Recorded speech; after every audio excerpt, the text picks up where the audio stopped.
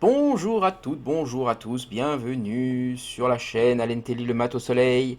Aujourd'hui, je vous présente une fois n'est pas coutume un oracle que je viens d'acheter il y a 2 3 semaines à peu près, qui s'appelle, voilà, ça fait le point, l'oracle du soleil. L'oracle du soleil, c'est un jeu, comme vous voyez, qui a été fait par Caroline Smith et John Astrop aux éditions Dervy. C'est un jeu que je vous présente aujourd'hui. C'est parti.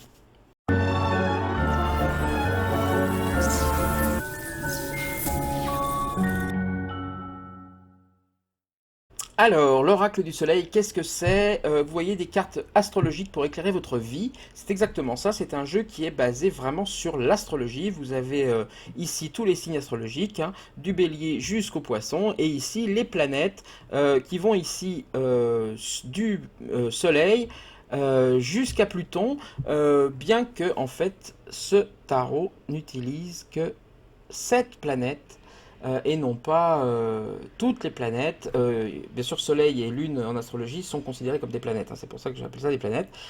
Ici, ça n'utilise que le Soleil, la Lune, Mercure, Vénus, Mars, Jupiter pardon, et Saturne. Donc vous n'utilisez que les 7 premières planètes, les 7 planètes traditionnelles, on va dire, de l'astrologie, mais ça ne va pas plus loin, mais ça fait quand même 7 x 12, 84 cartes dans ce coffret. Alors c'est un coffret, vous voyez, qui est solide, qui est bien fait, franchement, qui est d'une très bonne qualité. Vous avez la petite languette ici pour l'ouvrir. Check, je vous montre la petite enquête en lumière, voilà, pour l'ouvrir. Vous avez un livret à l'intérieur qui lui-même est très bien fait. Des fois on est déçu par les livrets, là pas du tout. Moi j'ai été très satisfait par ce petit livre qui est bien épais, qui a beaucoup d'informations, vous voyez, qui est d'une bonne qualité. Je crois que j'ai trouvé ce oracle, il faudra que je regarde, mais enfin ça doit être moins de 30 euros, ça doit être 29, quelque chose comme ça. Voilà, sur les sites en ligne, vraiment je l'ai très vite. Et franchement, il est vraiment bien. Alors, comme je vous disais, ça parle d'astrologie. Ça ne veut pas dire qu'il faut forcément connaître toute l'astrologie soi-même, les significations des signes, la signification des planètes, la signification des maisons, les 12 maisons de l'astrologie. Mais c'est mieux si vous les connaissez. C'est-à-dire que si vous les connaissez, vous vous évitez un petit peu trop de galères à essayer de comprendre tout. Si vous, alors c'est pas galère du tout en fait, parce que finalement c'est pas grand-chose à apprendre, hein. Les signes astrologiques, voilà, si vous connaissez un peu le tempérament du Bélier, le tempérament du Taureau, le tempérament du Gémeaux, du Cancer, etc. La symbolique des signes, mais ça vous est rappelé. La symbolique des planètes, voilà, vous n'êtes pas obligé de tout connaître par cœur, mais c'est pas mal de savoir reconnaître Mercure, Vénus vous connaissez, Mars vous connaissez, hein, le masculin, le féminin. Jupiter avec son beau 4 qui ressemble à l'empereur du tarot de Marseille, Saturne, bon, après petit à petit le soleil c'est quand même évident, la lune c'est évident, il y a Mercure ici, ça peut vite parler. Si vous ne connaissez pas du tout l'astrologie, c'est peut-être fait pour vous quand même, parce que justement ça vous permet de les apprendre, parce qu'à l'intérieur du bouquin vous avez bien effectivement un résumé intéressant. Je vais essayer d'arriver à vous montrer quelque chose quand même, c'est pas très net, c'est pas grave, je passe ça vite, hein. Vous avez par exemple ici un tableau qui vous montre les différentes maisons, la signification des 12 maisons de l'astrologie, et les planètes, les signes, les différentes combinaisons possibles. Voilà, vous avez Mercure, Vénus, les définitions un peu des planètes dans l'astrologie, vraiment les descriptions des différentes maisons qu'on peut trouver dans la roue astrologique, par signe. Et puis après, on arrive vraiment aux signes astrologiques qui sont là avec une description sommaire, hein, mais des caractères de chaque signe que vous connaissez peut-être, que vous l'ayez en signe solaire, que vous l'ayez dans n'importe quel ou en ascendant, voilà. Vous avez ici les différentes formes de tirage qui peuvent être faites. Ici le tirage de la révolution solaire, hein, qui appelle ça la révolution solaire, c'est-à-dire vous placez vraiment 13 cartes, hein, de 1, vous voyez, en rond comme ça jusqu'au 12, et puis une au milieu qui vous montre un peu le thème de l'année. Et puis après, dans chaque maison, comme chaque maison correspond à une période de l'année, vous avez par exemple les Gémeaux ici, on est en période du Gémeaux au moment où je tourne cette vidéo, et bien vous pouvez regarder ce qui va se passer dans un mois, dans 2 mois, dans 3 mois, dans 4 mois, etc., jusqu'à l'année prochaine, dans un thème particulier qui va être défini au centre. Et puis ça vous permet comme ça d'essayer de prévoir des choses, de voir des choses. On peut le faire d'autres manières. Il propose aussi différentes formes de tirage, le tirage horaire ici où on ne retourne que les lames qui concernent le domaine. Si par exemple ici professionnel, où votre question est plus précise et pose vraiment sur un domaine professionnel, eh bien vous allez regarder vraiment la sixième maison qui parle vraiment du travail, la dixième qui va parler de de la vie sociale, vous voyez, le 1 qui va parler de la personnalité du consultant, etc. Donc ça, vous avez vraiment plein de choses intéressantes. Et puis alors surtout, le descriptif de chaque carte est ici, d'une manière, vous voyez, complète, hein.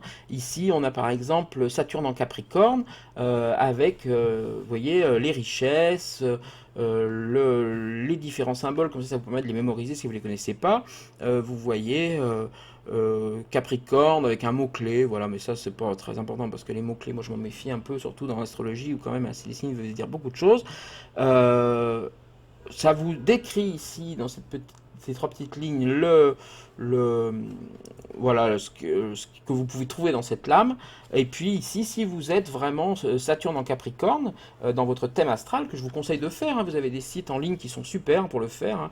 Vous avez AstroThème, je crois que c'est un peu ça doit être un peu le meilleur, hein, parce que c'est gratuit. Vous mettez, il faut connaître votre heure de naissance, évidemment. Vous mettez votre heure précise de naissance, votre date de naissance, etc. Vraiment que ça, en fait.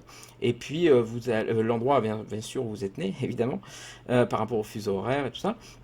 Et ça va vous sortir vraiment une carte complète de votre thème astral, avec votre thème astral, en fait, avec tout.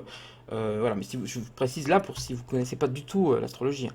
Et puis enfin, ici, on vous dit si cette lame sort dans un tirage, ce que ça veut dire, les différents mots-clés à la fin des événements, qui s'appellent les événements, mais enfin, ce sont des sortes de mots-clés, hein, le marché boursier, des transactions, des organisations, bon. Voilà. Vous trouvez ça vraiment pour chaque lame, quelque chose de très complet. Alors, les lames sont classées par planète, comme vous pouvez le voir. Vous avez 12 cartes, pardon, par, planète, donc 84 lames, vous avez 84 cartes, je vais y arriver. Vous avez ici, par exemple, Vénus qui va être toujours présentée comme ça, Mercure qui sera toujours avec une diagonale au milieu et deux choses comme ça, la Lune, le Soleil toujours avec cet arc de cercle au-dessus, voilà, ça se présentait, ça va vous aider à reconnaître les cartes dont on va parler tout de suite, parce que c'est quand même ce qui compte le plus. Et moi, c'est ce qui me plaît le plus là-dedans, hein, parce que moi, quelque part, j'ai tendance à prendre un peu les jeux comme je les veux, hein, liberté oblige. Voilà. Moi, je suis Verseau, donc libre. Ça veut pas dire que les autres sont enchaînés, mais les Verseaux ont toujours un peu l'impression. Mais voilà, la liberté, c'est quand même fondamental, donc on fait un peu ce qu'on ressent. Voilà, bien évidemment, je les ai mis un peu à l'envers. Voilà. Alors, voilà, ils seront pas classés vraiment parce que je les ai utilisés. Alors j'ai essayé de les reclasser puis j'ai réutilisé, donc c'est pas grave. Ils seront, de toute façon, il n'y a pas de classement, c'est comme ça. Je vais vous les montrer dans votre sens quand même, ça serait peut-être mieux, hein, que vous les voyez bien. Donc voilà, comment ça se présente ici les acquisitions. Vous voyez qu'on est en soleil ici, en taureau. Donc le signe du taureau en soleil. On a ici un symbole vaudou, c'est ça que j'aime bien. Vous avez ici quelque chose qui fait un peu, voilà, Venise d'une certaine époque par exemple. Et ici vous avez vraiment un symbole vaudou qui parle de mariage. Donc pour les acquisitions, c'est intéressant aussi d'y voir des choses. L'affirmation ici, symbole du bélier. Donc on s'affirme, voilà, face au dragon. Je vais passer vite, hein. Vous avez l'autorité. Voilà, ici la domination avec les trois symboles des religions du livre. Ici en bas la domination, oui on voit bien. Voilà, là on a vraiment Mars, euh, peut-être l'adultère ici, la vengeance, donc le choix, hein, le choix de la balance, là on voit vraiment qu'on est dans le signe de la balance. Euh, Mars, hein, donc la planète Mars, la planète de l'action, hein, la planète active, vraiment, qui peut être aussi de la guerre, hein, où il faut faire des choix. Donc ici, le choix pour la balance, c'est un thème important. La critique avec la Vierge ici, donc quand on met bien ici le symbole, on met bien ici, c'est le symbole de la Vierge, en gros, comme ça veut dire que c'est vraiment la qualité de la Vierge qui ressort vraiment, puisqu'on est vraiment dans le symbole de la Vierge là. Vierge en Mars, c'est vraiment la critique. Alors il ne faut pas le prendre négativement les Vierges, ça veut dire que c'est vrai que les Vierges ont parfois tendance à être un peu trop ultra critiques. Mais le bon côté de la médaille des Vierges, eh bien, c'est que les Vierges, souvent leurs critiques, elles sont justes, hein. Voilà. L'égoïsme du lion, puisqu'on est en planète Mars, donc quelque chose de fort, là, hein, de puissant. On a vraiment ce que peut être parfois le lion, c'est-à-dire un peu un coq. Parfois, hein. La dispute, ici, on est bien dans le cancer, donc avec le- la dispute mentale, l'éloquence, etc., la confrontation, on se bat pour quelque chose, la décision, j'aime beaucoup ça, avec la planète, vous voyez la porte noire ici, hein, c'est aussi la décision, pas seulement de stratégie, mais la décision d'oser se lancer. La défense ici, donc voilà. L'impulsivité, l'inspiration, hein, le poisson inspiré avec sa lune qui l'originalité, l'organisation, oui, avec les épis de blé ici, le symbole de la grenade aussi, hein, qui parle bien de croissance. Comme ça, si on sait s'organiser, on obtiendra la croissance. La découverte, ouais, j'aime beaucoup celle-là, très jolie. On a envie de voyager. L'extrémisme. Ouais, j'aime pas trop le mot par rapport à cette lame. Voilà, il y a des fois des petits défauts dans ce tarot, c'est que dans ce thorax, c'est que j'ai l'impression que c'est traduit de l'américain un peu comme ça sur un moteur de recherche, genre si ça doit vouloir dire ça. Alors qu'en fait, l'extrémisme c'est pas vraiment ça. Là, il y a quelque chose d'un peu violent, d'un peu brutal, si vous voulez, mais c'est pas de l'extrémisme. C'est bon, mais enfin c'est pas grave. C'est pas grave. Il y en a d'autres où ça me fait ça aussi, hein. L'influence ici, oui, voilà, on voit ça, la rose avec ses épines, Adam et Ève, le serpent qui a une langue, vous voyez, de euh, euh, Mercure, symbole de Mercure, hein. On est bien dans la balance ici. La Vierge, ici, en planète Mercure, ouais, certainement la vertu prudence, hein, qui est ici en train de dire aux biches, c'est par là qu'il faut venir si vous voulez pas vous faire bouffer par les chacals qui sont en bas. Vous voyez, il y en a qui sont en train de les bouffer là. La mise en scène du lion en Mercure, hein, c'est-à-dire l'intelligence de création, de savoir se mettre en scène et de savoir créer des choses, de savoir vraiment aller. Ah, ça, j'aime beaucoup ça. L'intuition ici, voilà, le cancer et sa belle intuition protectrice souvent. L'excitation du Gémeaux, voilà, qui fait preuve de toute son intelligence là qui s'emballe des fois un peu vite, hein, qui a besoin de, voilà, quand quelque chose est nouveau, quelque chose le passionne, bah, les nuages sont chassés instantanément et on oublie les ruines du passé, quoi. Ou on termine pas ce qu'on a commencé, parfois, pour le Gémeaux. La résistance du taureau ici, voilà, évidente, avec l'arbre qui plie mais ne se rompt pas, ici. L'agitation, on a Mercure avec son symbole d'Hermès ici, ou Hermès, hein, au-dessus de la ville. L'agitation, oui, c'est l'agitation de la ville, on va dire, l'agitation grouillante. C'est pas forcément l'agitation négative. Ça appelle pas forcément à se calmer, ça. C'est pour ça que des fois les mots sont pas top, parce que l'agitation, on peut se dire, ah, c'est forcément mauvais l'agitation. Alors que une belle agitation d'une ville qui grouille de vie, etc., c'est pas forcément négatif, ça. L'empathie, oui, avec l'animal, les cadeaux qui sont apportés, ou les conseils qui sont apportés à l'autre, parce qu'on sait l'écouter, on sait l'observer, on sait le voir, oui. Oh, j'en ai une qui était tombée là, je vais vous la remettre parce qu'on n'a pas vu. La polyvalence, voilà, la polyvalence là du Gémeaux en soleil, hein, vraiment sa qualité première, c'est capable de plein de choses. Voilà, faire des prouesses, on a un beau symbole de solaire ici. Donc l'empathie, on l'a vu juste avant. L'indépendance, hein, ouais, l'indépendance du Verseau avec Stonehenge derrière, Karnak en bas, la Lune, voilà, son côté euh, parfois trop sur son Olympe, quoi. Le pragmatisme, je me permets de dire ça parce que je suis Verseau, hein. Le pragmatisme, ouais, du Capricorne, avec la Lune, donc voilà, ce qui est capable de fournir comme travail le Capricorne, à se dire c'est ce qu'il faut faire, quoi. Ça, c'est vraiment une belle énergie du Capricorne, le pragmatisme. L'optimisme du Sagittaire, ici, avec un beau symbole encore vaudou ici, hein, le VV, qui parle de vérité. Donc, voilà, le Sagittaire, quand il croit aux choses, c'est la fête, hein. Le pouvoir, voilà, là on est bien dans la Lune, le Scorpion, donc en maison 8, ici, qui peut nous parler. Donc on a vraiment quelque chose de très puissant ici, hein. L'intelligence du Scorpion, quand elle est Vous voyez cette femme qui a l'air de dormir au-dessous, cette réunion du soleil et de la lune, cette porte hein, initiatique à passer, à franchir. Donc quand les choses sont tellement voulues qu'on les obtient, quoi. Ça, c'est une des forces aussi du scorpion parfois, hein. C'est sa détermination, son ambition, le fait de bien cerner, de bien connaître l'autre aussi, de bien connaître les autres. Euh, voilà. Belle lame. Le compagnonnage ici, on retrouve, vous voyez, la grenade avec les épis ici, hein, qui parle vraiment de développement, de fruits qui poussent. Donc le compagnonnage ici. L'ordre, ça compréhensible immédiatement, hein.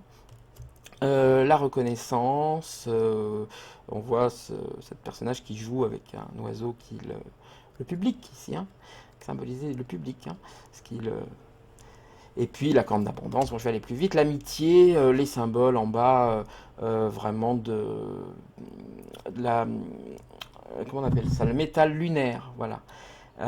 Et l'argent, donc les symboles d'amitié, puis le héron dans son beau vol, avec ses immenses ailes et ses jeunes qui le regardent dans quelque chose qui pousse, qui croît, hein.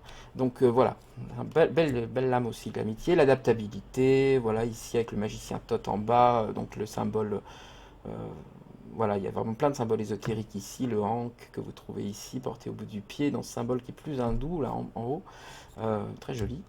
L'exaltation, j'adore, ça fait penser aux arcades mineures du tarot, donc là on voit que ça se développe de tous les côtés, ça pousse de tous les côtés avec cette belle lune au milieu. Là on est vraiment dans l'énergie du taureau, dans l'abondance que le taureau peut avoir parfois. J'aime beaucoup. La protection, l'énergie du bélier, hein, avec ce beau tigre protecteur en bas, maternel. La vision ici, euh, ouais, l'intuition du poisson là, hein, avec l'œil qui voit tout, le soleil on ne sait pas trop s'il se lève ou s'il se couche, on choisit le bon moment, et puis le regard de lynx, ici. L'idéalisme, là on est dans les énergies solaires, hein, donc voilà, l'idéalisme du Verseau, là, complètement idéalisé, avec le verseur d'eau au-dessus, vous voyez, avec sa cruche, enfin, son amphore qui déverse son eau, qui arrive à créer, le côté artistique ici, le côté aussi un peu matu vu parfois.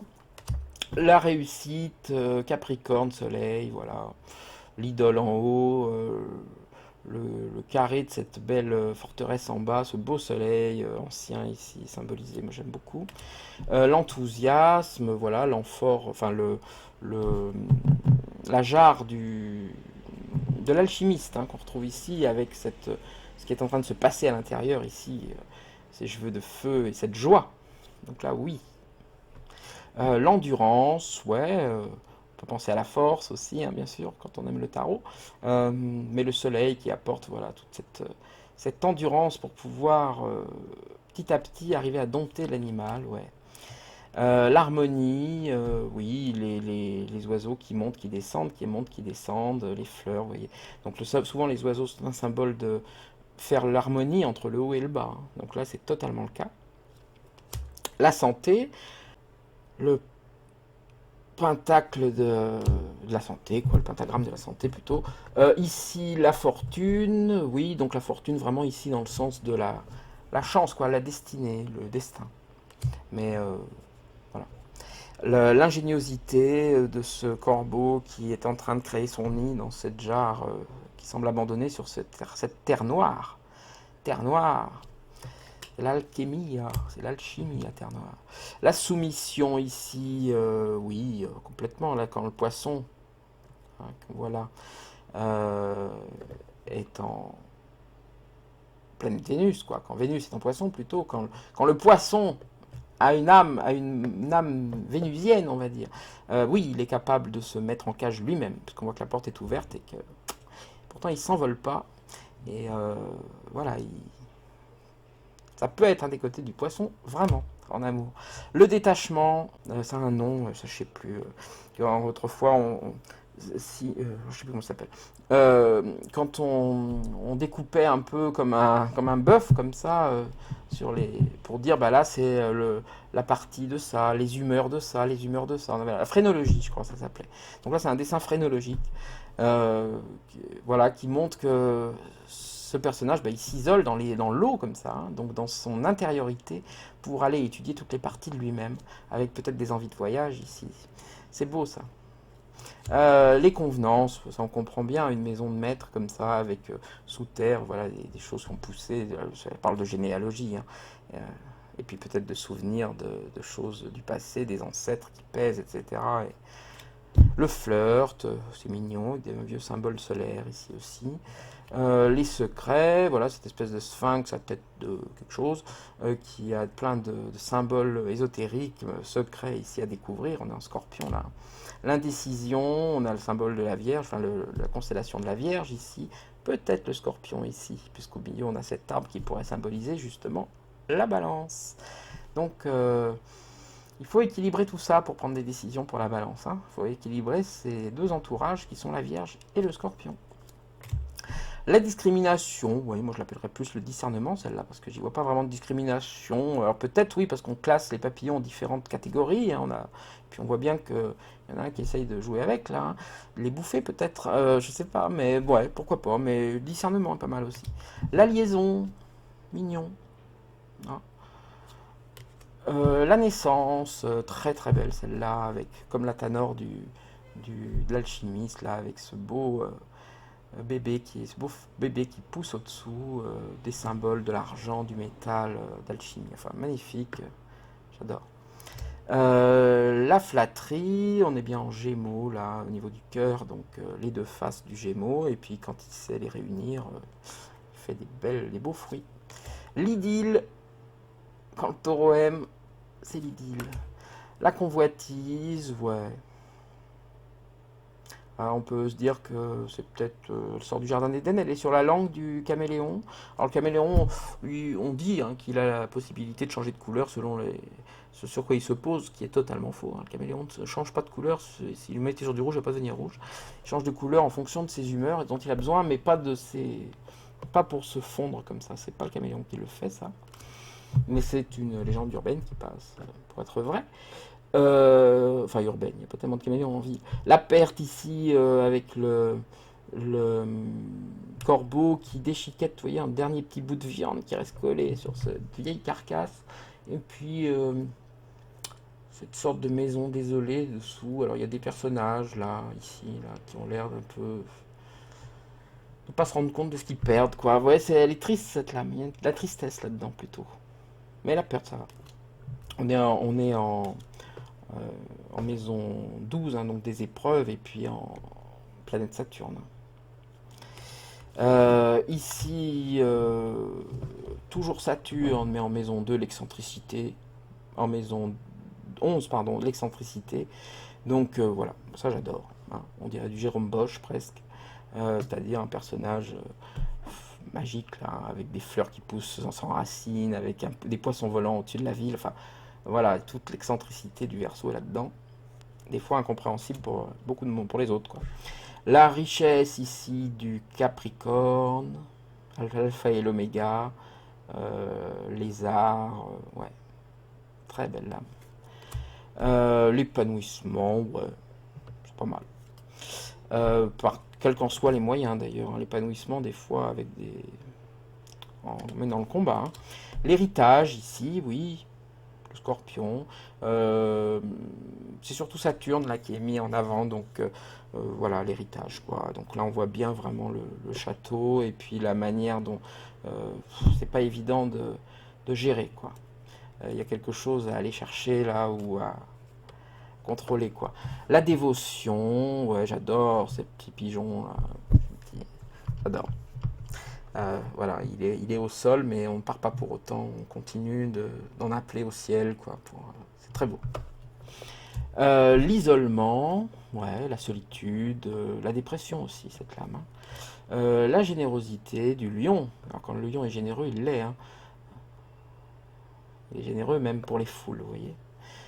Quand le lion sait être généreux, il l'est vraiment pour beaucoup de gens. La charité, oui, alors la notion pardon, de charité un peu à l'américaine, le care, quoi, hein, l'hôpital, le, les institutions, la sécurité sociale, les choses comme ça, oui. La protection, mais en même temps on a l'impression elle semble fuir cet hôpital ou cette pension, cette femme avec ses deux enfants dans les bras. Donc étrange.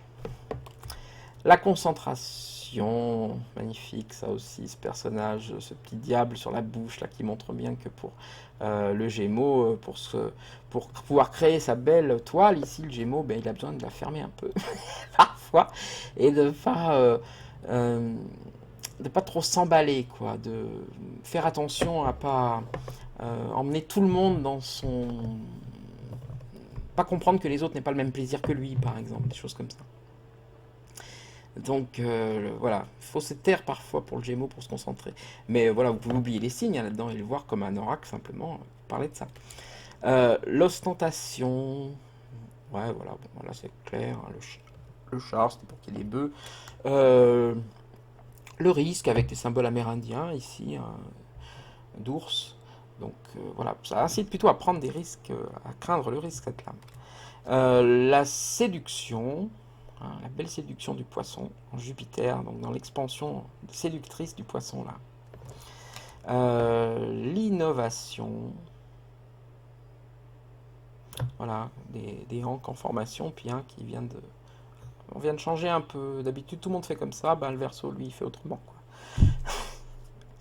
Le contrôle, oui, avec les symboles du soufre, sûrement de Mercure ici, mais enfin du soufre ici sûr. L'Ouroboros au-dessous, hein, le serpent qui se mord la queue, hein, le cycle des mondes, de recommencement, et puis cette énergie-là à prendre, ouais, c'est joli. Les principes, ouais, joli. Principio. Avec ce personnage qui semble arriver pour pouvoir passer la porte initiatique ici, qui a besoin des forces euh, qui l'ont précédé, puis qui a besoin de connaître les grands principes de l'existence, quoi. La manipulation, oui, alors la manipulation des foules peut-être, hein, mais la manipulation, voilà, je ne vois pas quelque chose de... Je manipule quelqu'un, non. Je vois plus la manipulation peut-être des foules, oui. Ou la manipulation du magicien, comme le magicien sait manipuler ses cartes, faire des tours. Mais voilà, manipulation, ça peut être pris trop négativement pour une lame comme celle-là, je trouve. La négociation, ouais, personnage qui vient de loin, qui négocie. Voilà, je vais aller plus vite, la patience. On en retrouve bien ici le lion, le taureau. Certainement la déesse patience en bas, quelque part, il faut y réfléchir. Euh, et, et puis, oui. La notoriété, avec son drapeau, oui. La spéculation, avec un gros denier là. Et puis le beau crabe du cancer. Euh, ouais. C'est très, très joli ça. La simulation, oui. Est-ce que, vous voyez, on montre ses mains devant comme pourrait le faire un magicien, quoi, pour dire je vais pas t'entuber, et puis finalement, c'est là qu'on t'entube. Donc, oui, là, il y a de la simulation. Ce qui tient à la main, ce personnage qui a soi-disant les yeux bandés, qui voit rien, est-ce des papillons ou des haches? Vous voyez, danger. Hein. Le taureau, le statut, oui, donc là, bon voilà, on comprend la couronne qui peut être posée ou sur l'un ou sur l'autre ou sur la famille. L'entreprise, beaucoup, ça j'aime beaucoup, avec toutes les planètes dans les lignes de la main, là qui romancient, les fleurs bien épanouies en bas, les arabesques en haut, et puis les glands ici, hein, les trois glands ici, les trois glands là qui sont un symbole alchimique, vraiment le gland. Voilà, c'est l'ingrédient qui va faire que la mayonnaise va monter. La fuite, oui, ouais, ouais. Voilà, on peut fuir aussi dans la méditation, dans trop se percher chez le poisson. Et puis la rébellion du Verseau ici pour finir. Ouais, on voit bien ce personnage rebelle là qui s'attaque aux géants ici et puis qui est un petit peu en dehors des murailles, hein. Donc on se rebelle contre le groupe, contre les autres. Voilà pour ce beau petit jeu. Moi je l'aime bien, donc je ne sais pas ce que vous en dites. Moi je l'ai trouvé sympathique. Il a des bons et des mauvais côtés, mais moi je l'aime pour son symbolisme, ce qu'il représente, son énergie. C'est un bel arcane sympathique, je rappelle, de Karen Smith et John Astrop aux éditions d'Hervy. Je vous dis à très bientôt. Je vous souhaite le meilleur. Salut, salut!